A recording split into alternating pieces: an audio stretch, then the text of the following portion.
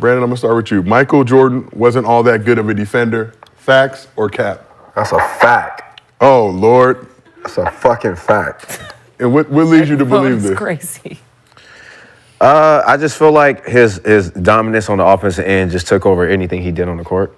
If it came to defense, you know, like guys like you said, Kenyon Martin, you know, Rasheed Wallace, and all these guys who really are defensive players, like, you know, I'm going to take advice from them before I take advice from Mike when it comes to the defensive end. But that doesn't mean he didn't play defense or anything like that. I just feel like, you know, the first person I'm going to about defense probably like Gary Payton or, you know, guys like that. So I don't consider him like this great defensive player to me. I just think overall he's just dominant. Okay. Lexi, Michael Jordan wasn't all that good of a defender. Facts or cap? I'm only gonna say cap because I haven't watched a ton of Michael Jordan in his entirety. But nine-time first. That's what I'm saying. All defense selection. I'm a firm believer in not speaking on things that you don't have a lot of information on, and that's like where I'm at with it. So the information that I do have and the things that I have seen him do, I believe that he was an elite defender. Okay. You can also abstain. Maybe in this era, he wouldn't be considered one of the elite defenders, but in the era he played in, I think so. But again, like we was talking about the blue guys, the high IQ guys, like I don't think he was one of those. You don't think? Ooh. Like, as far as the net player.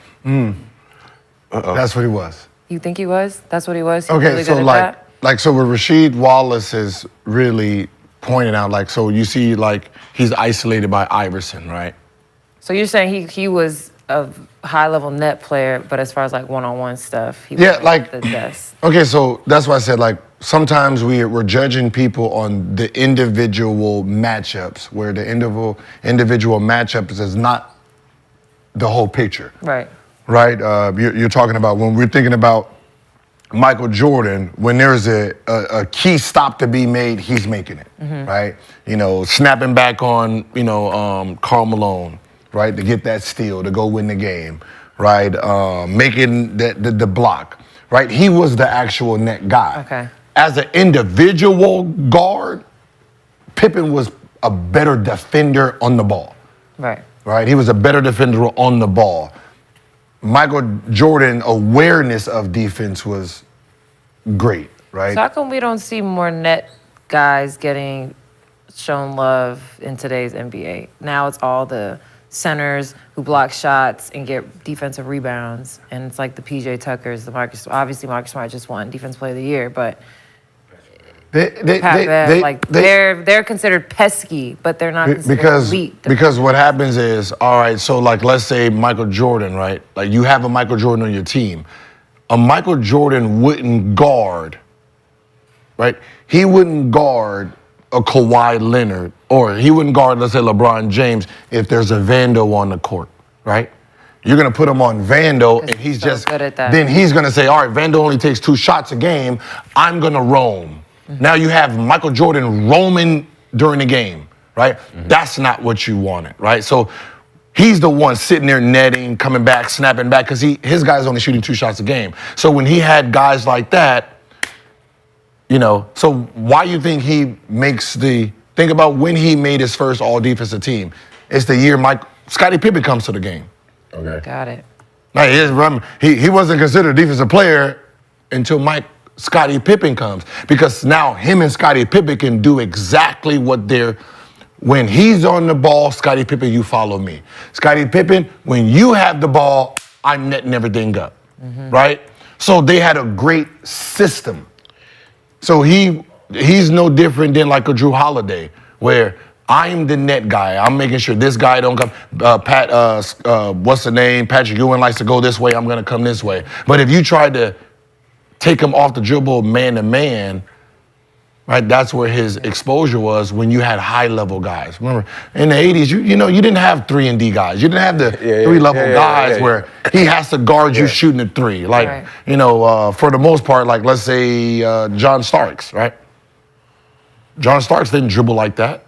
So when John Starks pump fake, he didn't take them off the 80. Where's John Starks going, right? Like, think about what moves did they have in the 80s? That's what I'm saying. So, like, when In the I 90s, didn't know right? he was that Right, type so- of player based on what is shown to us and what I've seen about Michael Jordan.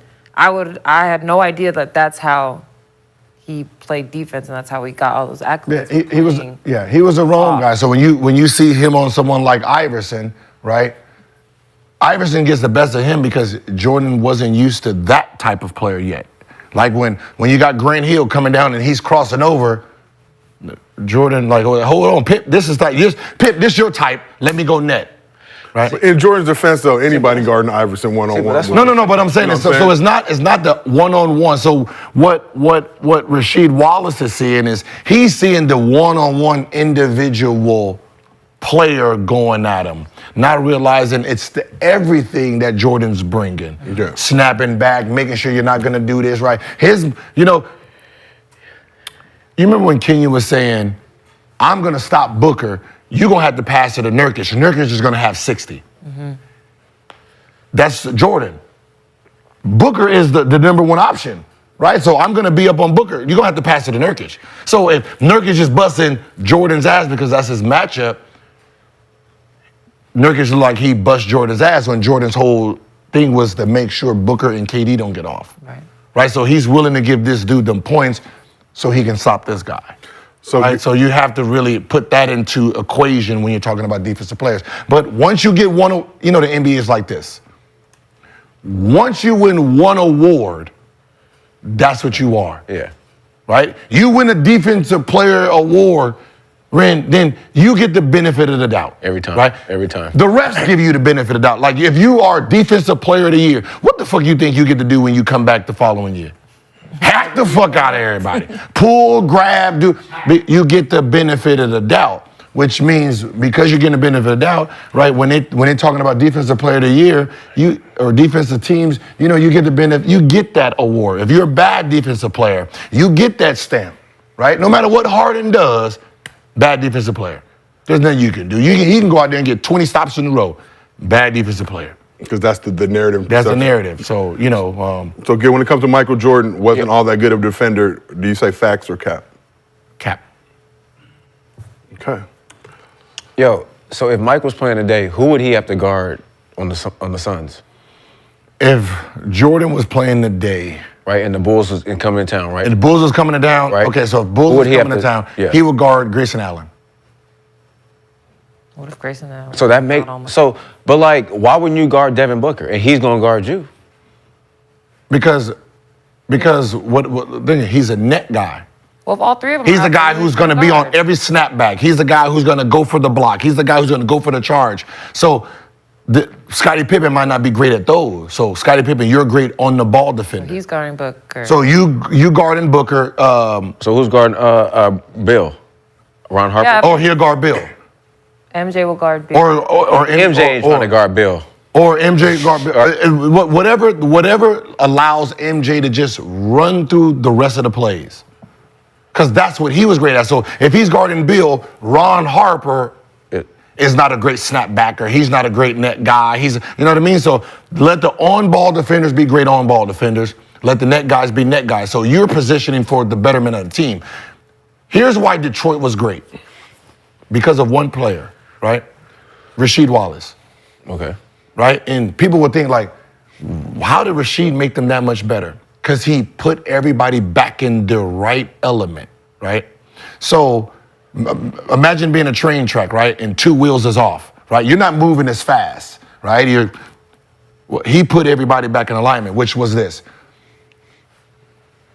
Ben Wallace, right, wasn't a great on-ball defender in the post. Smaller. He's strong, but he was smaller to the point where people can pump fake him. He's going to jump and dunk, right? Mm-hmm. He was a great weak side help guy, right? He was a net guy. He was a great guy helping, stopping. I'm going to stop the pick and roll. When you hit him in the post and Tim Duncan has him here, that's not his thing, right? Rasheed Wallace was a great on-ball defender, right? You couldn't trick Rasheed. Post up, pull a chair, this guy, right? So now you have a great on-ball defender. Now Ben Wallace is in his perfect role. Help, slide, go there, I got your help. Here, make him shoot over you. He challenges, hey, Rasheed, stay down, I'll challenge it, right? So now you have him playing in his perfect position, and now you have a team that is hard to score on. Right? Now, if you say, all right, Ben Wallace, you're on the ball against Shaq, and Rasheed, you help, right? Shaq tortures both of them. Because one, you're too small, too little. Rasheed don't jump that high, so shit, I'm dunking on both of y'all. Other way around, Rasheed hold his ground. He's longer, so Shaq has to go up there. Now you have Ben Wallace coming with the extra arms. So when it comes to Sheed saying Jordan wasn't all that good of a defender, Stop the cap.